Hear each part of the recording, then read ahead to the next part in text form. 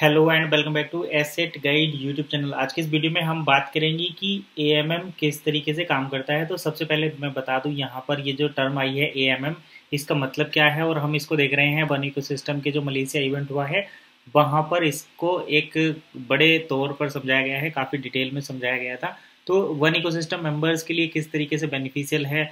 दूसरा ये कि इसका यूज़ हम यहाँ पर क्यों कर रहे हैं, क्यों जिक्र कर रहे हैं। तो सबसे पहले तो मैं बता दूं कि जो OES है यानी कि वन इकोसिस्टम है, पहले उसको प्राइवेटली चलाया जाता था, अभी इसको पब्लिक कर दिया गया है, यानी कि पब्लिक ब्लॉकचेन पर लेकर जाया गया है, जिससे कि ये सारी चीज़ें पब्लिक हो गई हैं। तो अब पब्लिकली जैसे मतलब कोई पब्लिक का मतलब हो जाता है कि कोई भी चीज़ अब किसी एक इंसान के कंट्रोल में नहीं है, तो किस तरीके से उसको मार्केट में रेगुलेट किया जाएगा। यानी कि जब पहले क्या था कि वन इकोसिस्टम ऑफिशियली सारी चीज़ों को हैंडल करता था, मैनेज करता था, लेकिन अब क्या है कि ये सारा कंट्रोल जो है यूजर्स के हाथ में दे दिया गया। अब वन इकोसिस्टम को पीछे से कोई मैनेज नहीं कर रहा, तो ये किस तरीके से काम करेगा। तो इसके लिए हमें समझना पड़ेगा जो बिटकॉइन का कंसेप्ट है या फिर जो एएमएम कंसेप्ट है। तो एएमएम का जो फुल फॉर्म होता है यहाँ पर वो होता है ऑटोमेटिक या ऑटोमेटेड। एएमएम का फुल फॉर्म होता है ए फॉर ऑटोमेटेड, ऑटोमेटेड, और ये होता है मार्केट, और ये होता है मूवर्स। ठीक है। अब यहाँ पर देखिए जैसे बिटकॉइन है, बिटकॉइन को किसने बनाया किसने नहीं बनाया ये तो कोई जिक्र ही नहीं करता। बिटकॉइन को यूजर्स बाय सेल करते हैं, और यहाँ पर कुछ लिक्विडिटी प्रोवाइडर्स रहते हैं जिनको आप मार्केट मूवर्स भी बोलते हैं। यही जो है एएमएम का लिक्विडिटी पूल होता है। तो एएमएम लिक्विडिटी पूल हर एक क्रिप्टो में है, चाहे वो डिसेंट्रलाइज हो। मेनली सभी डिसेंट्रलाइज क्रिप्टो करेंसी में, चाहे वो बीटीसी हो, चाहे वो ईटीएच हो, इथेरियम हो, चाहे वो ट्रोन हो, चाहे वो यूएसडीटी हो, तो कोई सी भी क्रिप्टो करेंसी हो उसमें एएमएम लिक्विडिटी पूल रहता है।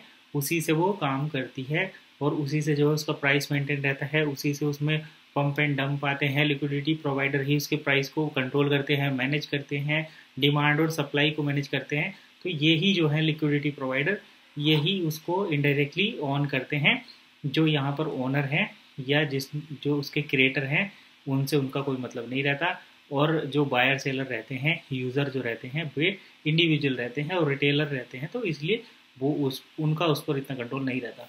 तो एएमएम जो होता है ऑटोमेटेड मार्केट मूवर्स, ये किस तरीके से काम करेंगे वन इकोसिस्टम में। अब जैसे OES अब हो गया है पब्लिक पॉलीगन ब्लॉकचेन पर, तो इसको ऑटोमेटेड मार्केट मूवर किस तरीके से मूव करेंगे। तो देखिए जैसे कोई यूज़र रहता है, यूज़र मतलब इंडिविजुअल, तो ये बाय करेगा टोकन को। अब देखिए यहाँ पर क्या OES के कंसेप्ट में क्या होगा, तो OES का मेन पॉइंट जो है वो है डील सेकर, क्योंकि डील सेकर पर ही प्रोडक्ट की बाइंग सेलिंग होगी।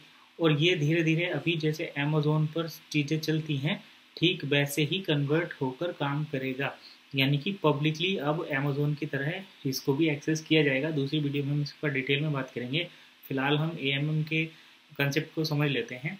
तो जैसे यहाँ पर जो यूजर्स रहते हैं वो टोकन को बाय करेंगे, तो टोकन को बाय करेंगे या तो वो एक टोकन को सेल करेंगे या दूसरे टोकन को बाय करेंगे, या ये जैसे कि स्वैप होता है। ठीक है, स्वैप का कंडीशन यही होता है कि एक टोकन से दूसरे टोकन को बाय सेल करना होता है।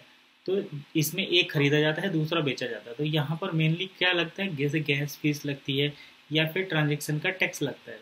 तो जो ट्रांजेक्शन टैक्स होता है वो उसको जो है लिक्विडिटी पूल में शेयर किया जाता है। अब जो लिक्विडिटी प्रोवाइडर है, ये लिक्विडिटी प्रोवाइडर के पास होता है फंड। फंड मतलब इनके पास बड़ी क्वांटिटी में ये कॉइन रहते हैं, टोकन ए और बी। तो अगर आपको टोकन ए लेना हो तो ये यहाँ से प्रोवाइड करेंगे, टोकन बी लेना हो तो ये प्रोवाइड करेंगे। और इनके पास जो है ये उसी रेशो में रहता है। जैसे इनके पास अगर ए की क्वांटिटी बढ़ गई है, बी की क्वांटिटी लेस हो गई है, तो ए की क्वांटिटी बढ़ने का मतलब इनके पास इसकी सप्लाई ज़्यादा हो गई, इसकी सप्लाई कम हो गई। तो इसकी जिसकी सप्लाई ज़्यादा होती है उसके रेट कम हो जाते हैं, जिसकी सप्लाई ज़्यादा होती है उसके रेट बढ़ जाते हैं। तो इसी तरीके से लिक्विडिटी पूल जो है वो काम करता है। तो यहाँ पर भी ये सेम कंसेप्ट कुछ वैसे ही लगेगा। जैसे जो यूज़र रहेंगे, यूज़र क्या करेंगे, यहाँ पर कुछ भी बाइंग सेलिंग करने के लिए ट्रांजेक्शन का टैक्स पे करेंगे। टैक्स जाएगा लिक्विडिटी प्रोवाइडर के पास, लिक्विडिटी प्रोवाइडर जो है वहाँ से उनको टोकन रिलीज करेंगे। यहाँ पर हम बात कर रहे हैं OES और USDT की। ठीक है, क्योंकि यहाँ पर टोकन ये ही रहेंगे। तो OES जो है वो IM में रहेंगे, 1 के मेंबर्स इनके पास OES रहेंगे, और ये जो लिक्विडिटी प्रोवाइडर हैं यहाँ पर USDT और 1 का कॉम्बिनेशन करके रखेंगे। ठीक है, 1 का और OES का, इनको इसके ट्रांजेक्शन फीस से अर्निंग होगी। तो यही जो है इस बैलेंस को मेंटेन करेंगे। इसमें हम देख सकते हैं कि जो 10 की मेंटेन की गई हैं वो भी इसको बैकएंड से थोड़ा सा मैनेज करेंगे, वो लोग देखेंगे इस चीज़ को। इसी तरीके से लिक्विडिटी पूल वर्क करेगा, ऑल ओवर वर्ल्ड से ये चीज़ें एक्सेस होंगी, लिक्विडिटी प्रोवाइडर उसी तरीके से काम करेंगे। अभी आपने देखा होगा वन इकोसिस्टम में भी डील सेकर पर जो कैश का ट्रांजेक्शन है वहाँ पर 0.2 यूरो की फीस लगी है। तो ये ट्रांजेक्शन जो 0.2 है वो लिक्विडिटी पूल में जाएगा। और अगर हमने देखा हो तो डील सेकर बैलेट करके आता है जहाँ से ये पेमेंट रिलीज होता है लिक्विडिटी पूल वाला। तो इसी तरीके से अब इसमें AMM वर्क करेगा, यही वन इकोसिस्टम में होने वाला है। तो ये थी कंप्लीट इन्फॉर्मेशन AMM की। मिलते हैं नेक्स्ट वीडियो में नई इन्फॉर्मेशन के साथ, तब तक के लिए कीप वॉचिंग एसेट गाइड।